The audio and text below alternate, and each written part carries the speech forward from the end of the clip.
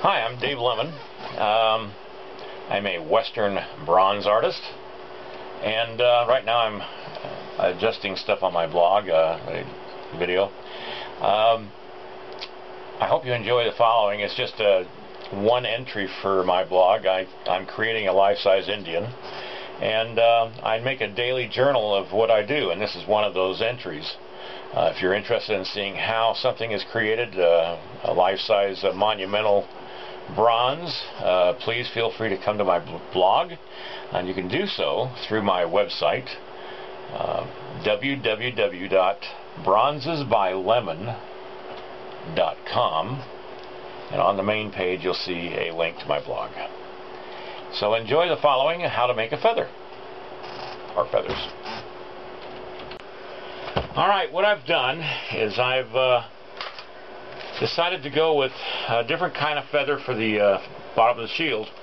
Originally I had 7 of these kind, which are the center tail feather of an eagle, and I've decided to go with something that will add to the design, which kind of has a kind of nice curve to it. They're somewhat similar to the eagle feathers on the head, and that's this outside tail feather, which curves in. Now I'm going to have on one side of this center feather, which will be in the center, 3 of these feathers, and then on the other side I will just do it going in the opposite direction, the other side of the tail, going in that way, so we got this nice curve on either side of this center tail feather.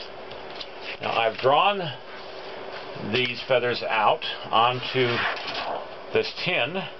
I shortened this feather to this size. Now these are life size because, well, years ago I had an Indian artist friend who had a few of these feathers for a headdress he was making for himself, and he let me put a ruler next to the feathers, and I was able to photograph them, and then all I did was just match up the ruler with the ruler in the photograph. And at one time I even drew, like, these are the hawk feathers, life size, and this is a life size blow up of the ruler that was in the photograph, so that I can keep everything in scale.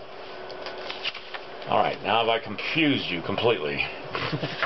Anyway, and see, I did the same thing with the ermine that's going to be hanging off of the side of the head of the Indian.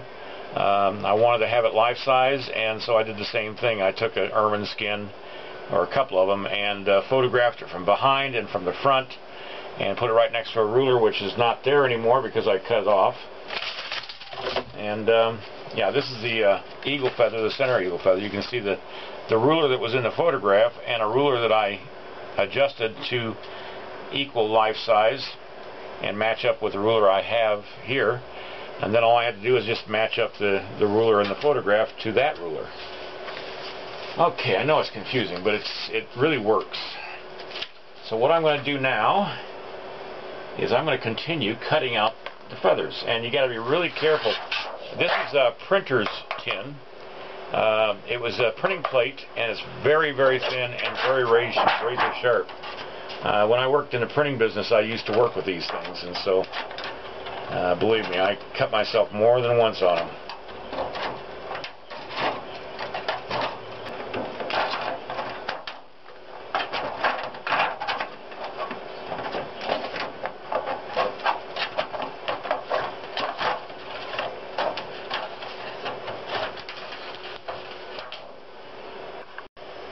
Okay, what I'm doing now is I've got all the feathers cut out. I've got the stems of the feathers marked out, and I'm making the stems right now. These will give it strength and rigidity to the tin feather. And I take a piece of duct tape and I run it down just like that. That tapes it to the tin. Several of the feathers done with their stems on them. And there's the hawk feather. Now the hawk feather is different, tail hawk, and this is going to be hanging from just off to the side of his forehead. And it's smaller, of course, than the others, but this is a tail feather as well of a hawk, a red-tailed hawk. Alright, I'm going to go back to work, try to get these, start putting clay on these things.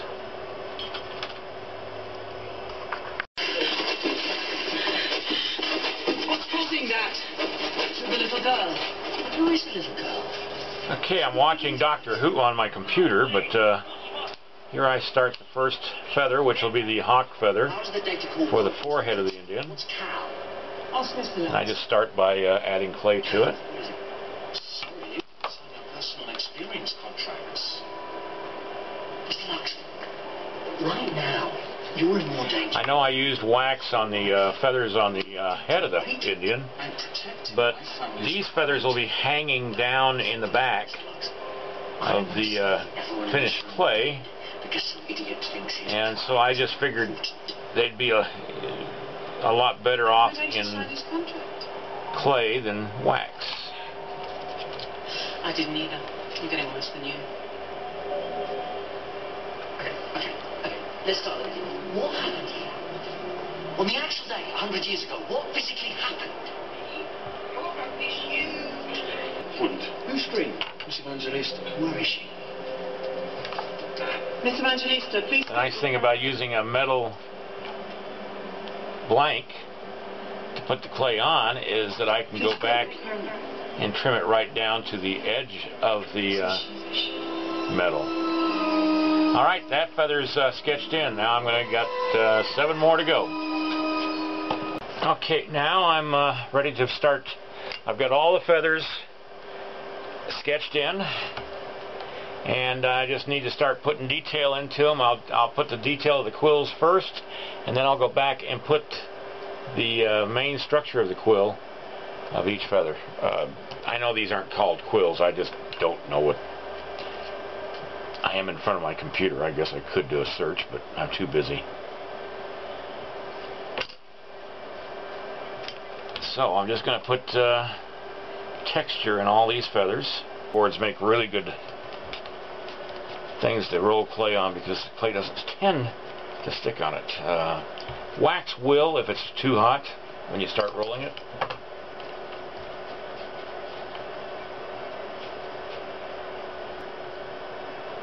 It's 24 degrees outside and it's windy. I can hear the wind blowing.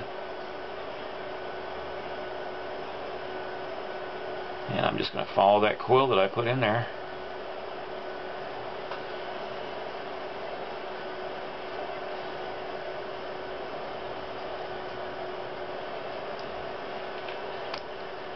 There we go. And again, I just follow the line that I drew.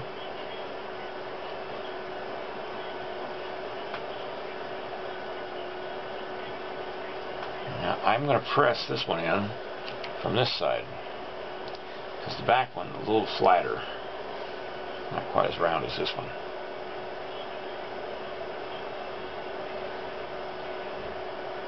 And then I just wiggle it to break it free, and there we go.